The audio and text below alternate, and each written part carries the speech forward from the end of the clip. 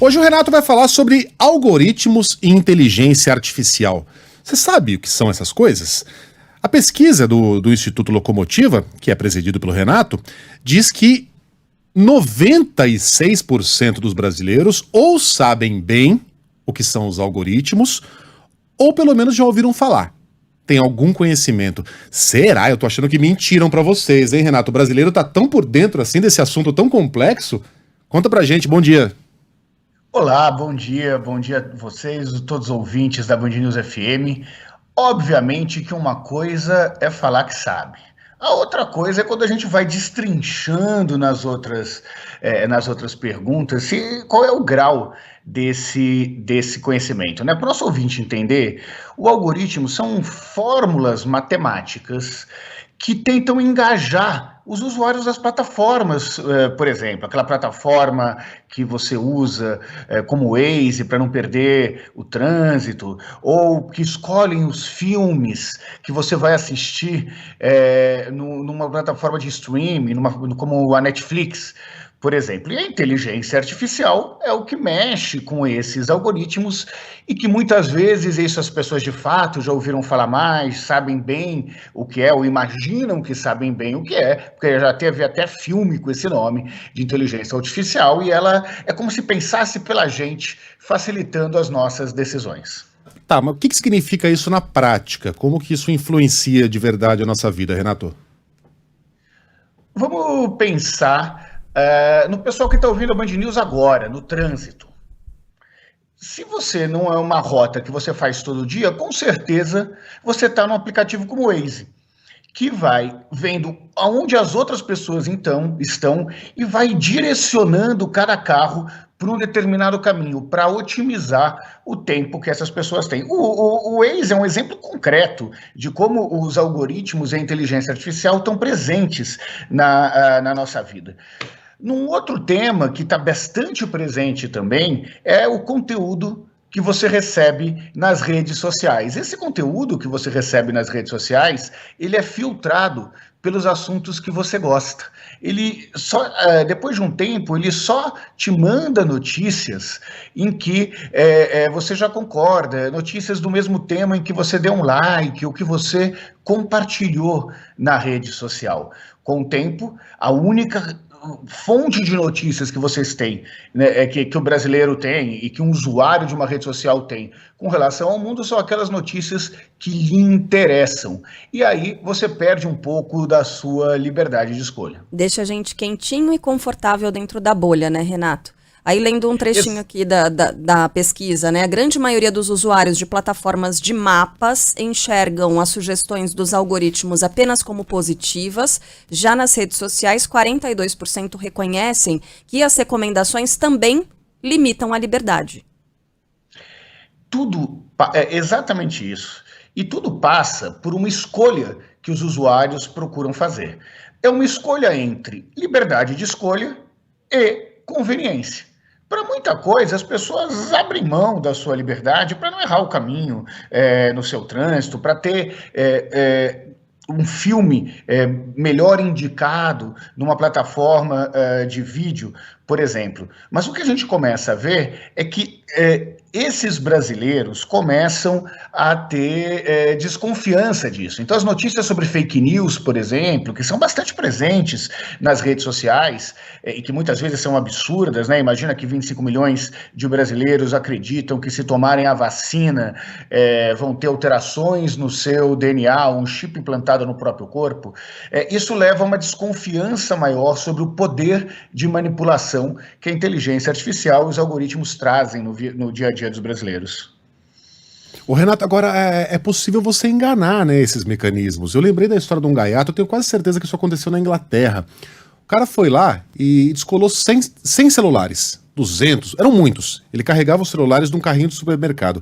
Aí ele foi numa avenida lá que sempre tinha um trânsito razoável, com a ajuda de outras pessoas, e todo mundo foi lá com esses 200 celulares, entraram no Waze e reportaram um acidente ali.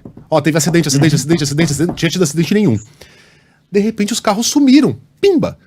Porque o Waze entendeu que tinha acontecido um acidente ali, que o trânsito estava muito ruim, congestionado, e mandou todo mundo pegar outro caminho. Os caras limparam a rua. É muito curioso, né? Isso é curioso, é interessante de ver. Mas se uma tosquela desses consegue enganar a inteligência artificial, supostamente um governo também consegue. Mal intencionado, isso é um pouco assustador. Ó, isso dá para ser de forma mal intencionada, e aí vocês sabem das apurações nas eleições americanas, né? Tem muita gente falando que a Rússia manipulou as eleições americanas que elegeram o ex-presidente Donald Trump, mas não é só isso, né? Tem formas de você entender o que isso interfere no dia a dia.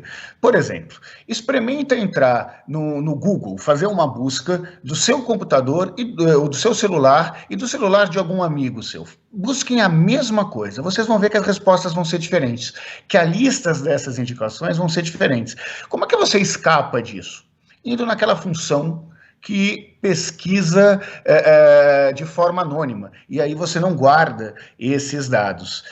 Só que quase ninguém faz isso porque se rende a essa comunidade. Tem um outro dado interessante que mostra que metade dos brasileiros tem essa percepção da influência dos algoritmos, né? A maioria aprova, mas também teme o seu impacto. Imagina que 63% acreditam que já foram manipulados por um algoritmo. Então vira aquela... Bom, mas Renato, você não acabou de falar que as pessoas gostam do algoritmo?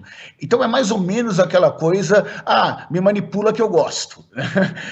No dia a dia dessas pessoas. 85% afirmam que tem medo da exposição de alguns dados pessoais nas plataformas.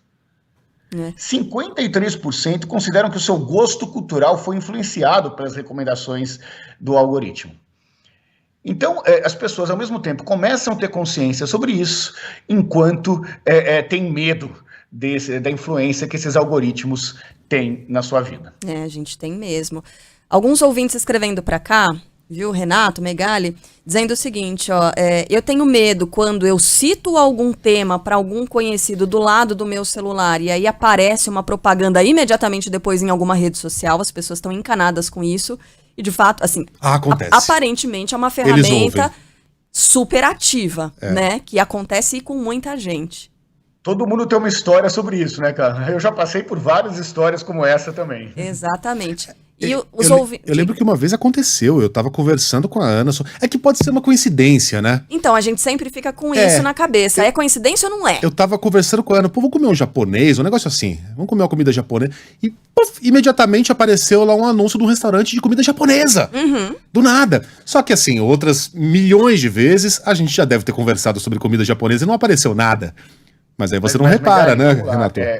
A indicação era boa do restaurante ou a indicação era... Só para saber se o algoritmo, a inteligência artificial... Eu não sei, eu fiquei com medo daquele troço, achei melhor nem olhar. Então tem que analisar isso também, né? Qual é o efeito que isso tem sobre as pessoas, de medo ou de incentivar, de fato, a pessoa a consumir aquilo. E tem aqueles anúncios que a gente recebe também, né? Aumente o seu pênis. Eu sempre fico me perguntando como é que eles sabem, quer dizer, da onde eles tiraram essa... Isso é algoritmo também, Renato?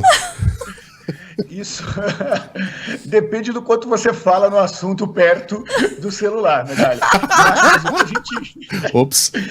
O que a gente vê, por que algumas vezes a gente fala e outras vezes não? Porque algumas vezes tem anunciantes sobre aquele assunto e outras vezes não, né? Então, tudo tem a ver com a capacidade aí de se vender um produto, de se empurrar um produto, de se sugerir um produto que tá realmente pagando para os algoritmos conseguirem gerar tráfego na rede. E tem um outro aqui, eu achei bem curiosa, uma outra posição dos nossos ouvintes, que é a seguinte... É impressionante como eu brigo com o meu aplicativo ali de mapas, né? Com o meu Waze, com o meu Google Maps. Ele indica um caminho, a pessoa insiste, fala, não quero esse. Vai e às vezes se arrepende. Isso é bem curioso, interessante. Muito bom. Isso já aconteceu várias vezes. Inclusive teve um caso que ficou bastante famoso aqui há uns 2, 3 anos atrás no Brasil, em que deu um pau no algoritmo.